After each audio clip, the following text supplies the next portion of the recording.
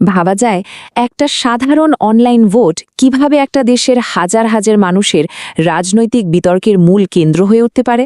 চলুন আজ আমরা ঠিক এই বিষয়টা একটু তলিয়ে দেখি। দেখব ৭২-এর সংবিধান নিয়ে ছোট্ট একটা মন্তব্য থেকে যে অনলাইন ঝড়টা শুরু হলো তা আসলে দেশের বর্তমান পরিস্থিতি নিয়ে আমাদের কি বলছে। সবকিছুর শুরু কিন্তু এই একটা বাক্য দিয়ে। জাতীয় সংসদের একজন সদস্য আব্দুল হান্নান মাসুদ মন্তব্য করে বসেন যে জেনজিরা ৭২-এর সংবিধান চায় না। ব্যাস এই একটা কথাই যেন সোশ্যাল মিডিয়ায় আলোচনার এক নতুন দরজা খুলে দিল। তো এই মন্তব্যটা খুব দ্রুতই অনেকের নজরে আসে, আর দেশের অন্যতম প্রধান পত্রিকা দৈনিক ইত্তেফাক এই সুযোগটা দারুণভাবে কাজে লাগায়। তারা তাদের অনলাইন পাঠকদের জন্য এই মন্তব্যটাকেই সরাসরি একটা প্রশ্নে পরিণত করে ফেলে। প্রশ্নটা ছিল খুবই সহজ আর সরাসরি। জেনজিরা ৭২-এর সংবিধান চায় না বলে মন্তব্য করেছেন এমপি আব্দুল হান্নান মাসুদ। তার এই মন্তব্যের সঙ্গে আপনি একমত? ক্যাজালোসেবি একটা সাধারণ প্রশ্ন, তাই না? কিন্তু এই প্রশ্নটাই অনলাইন জগতে রীতিমতো একটা বিস্ফোরণ ঘটায়। তো এই প্রশ্নের জবাবে সাধারণ মানুষের রায়টা কী ছিল?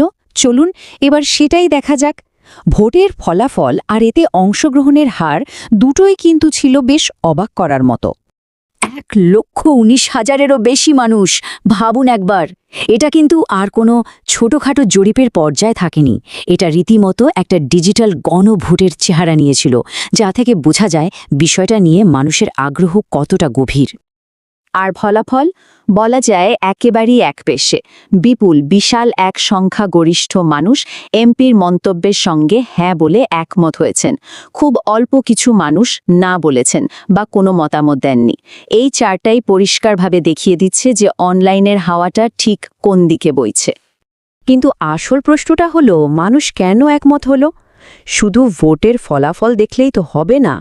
এর পেছনের কারণগুলো বুঝতে হলে আমাদের চোখ বোলাতে হবে হাজার হাজার কমেন্টের দিকে, যেখানে মানুষ তাদের ক্ষোভ আর যুক্তিগুলো তুলে ধরেছে। কমেন্ট সেকশনে গেলে যে বিষয়টা সবচেয়ে বেশি চোখে পড়ে তা হলো একটা জোরালো ধারণা যে ৭২-এর সংবিধান বিদেশি শক্তির দ্বারা প্রভাবিত।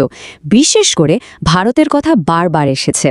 যেমন একজন সরাসরি লিখেছেন, ভারতের প্রেসক্রিপশনে তৈরি সংবিধান সংশোধন বা সংস্কার করা অবশ্যই জরুরি।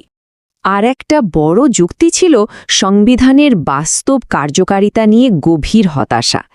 অনেকেরই মনে হয়েছে এই সংবিধান দেশের জন্য আসলে ভালো কিছু বয়ে আনেনি। যেমনটা একজন লিখেছেন, ৭২ সংবিধান আমাদের ভালো কিছু দেয়নি, নতুন বিধান দরকার আছে বলে মনে করি। এর সঙ্গে আরও একটা ধারণা বেশ শক্তভাবে উঠে এসেছে, আর তা হল এই সংবিধান জনকল্যাণের পক্ষে নয়। এক মন্তব্যকারের ভাষ্যমতে, যে সংবিধান জনকল্যাণ বিমুখ সেটার পরিবর্তন দরকার। অর্থাৎ এটা যে সাধারণ মানুষের স্বার্থের বিরুদ্ধে কাজ করছে, এমন একটা বিশ্বাস অনেকের মধ্যেই আছে। সব মিলিয়ে কমেন্টগুলো থেকে কয়েকটা মূল সমালোচনার সুর কিন্তু বেশ পরিষ্কার। প্রথমত, এটাকে বাংলাদেশকে গোলাম বানানোর একটা হাতিয়ার হিসেবে দেখা হচ্ছে। দ্বিতীয়ত, গণভোট বাতিলের মতো ঘটনার জন্য একে দায়ী করা হচ্ছে। তৃতীয়ত, একটা বড় অভিযোগ হলো এটা বিদেশি স্বার্থ রক্ষা করছে। আর সবশেষে, এটা জনকল্যাণ দিতে পুরোপুরি ব্যর্থ হয়েছে। আর আলোচনাটা কিন্তু শুধু সংবিধানের ভালো মন্দে আটকে থাকেনি। খুব দ্রুতই এটা একটা রাজনৈতিক দোষারোপের খেলায় পরিণত হয়। আঙ্গুল উঠেছে বিভিন্ন রাজনৈতিক দল, এমনকি পুরো রাজনৈতিক ব্যবস্থার দিকেও। এই স্লাইডটাতে দোষারোপের ব্যাপারটা খুব ভালোভাবে বোঝা যাচ্ছে। দেখুন, একদিকে যেমন কেউ কেউ বিরোধী দল বিএনপিকে দায়ী করে বলছে, দেশের জনগণ নতুন সংবিধান চায়, খালি বিএনপি চায় না। আবার অন্যদিকে অনেকে পুরো রাজনৈতিক সিস্টেমকেই একহাত নিয়ে বলছে, বিএনপি আর আওয়ামী লীগ ছাড়া বাংলাদেশের জনগণ ৭২-এর সংবিধান চায় না। এমনকি আমরা দালাল মুক্ত সংসদ চাই, এমন কথাও উঠেছে। এমনকি দেখুন, ক্ষোভটা শুধু বড় বড় নীতি নিয়ে নয়, দলগুলোর ভেতরের কাঠামো নিয়েও। যেমন বিএনপিকে উদ্দেশ্য করে একজন লিখেছেন, বিএনপি সরকার মনে হয় মহাবিপদে পড়তে যাচ্ছ, পরিবারতন্ত্রের বিলুপ্তি করতেই হবে। এটা থেকে বোঝা যায় মানুষের হতাশাটা কতটা গভীরে। আচ্ছা, এবার একটু বড় পরিসরে ভাবা যাক। এই যে অনলাইন পোল আর তার প্রতিক্রিয়া, এই পুরো ব্যাপারটা অনলাইন জগৎ আর বাস্তব রাজনীতির মধ্যেকার ফারাক নিয়ে আসলে কি বার্তা দিচ্ছে?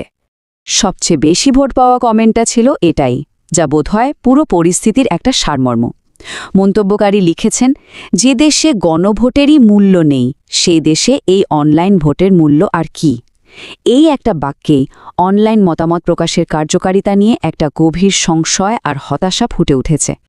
আরেকটা খুব ইন্টারেস্টিং পর্যবেক্ষণ ছিল এরকম, অনলাইন ভোট দেখে মনে হয় বাইরে আরেকটি সংসদ আছে, সেটা কার্যকর হলে দেশে কোনো সরকার 3 মাসের বেশি টিকতে পারত না।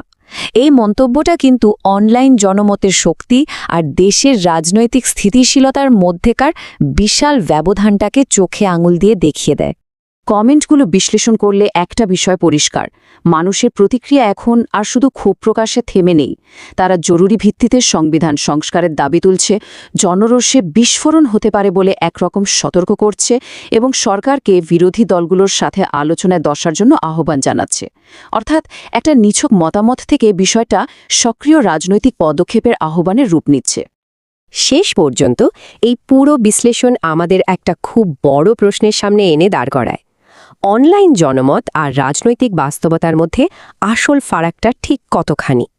আর এই যে ডিজিটাল দুনিয়ার ক্ষোভের প্রতিধ্বনি, এর কি আদৌ কোনো প্রভাব পড়বে দেশের ভবিষ্যতের ওপর? প্রশ্নটা কিন্তু ভাবনার।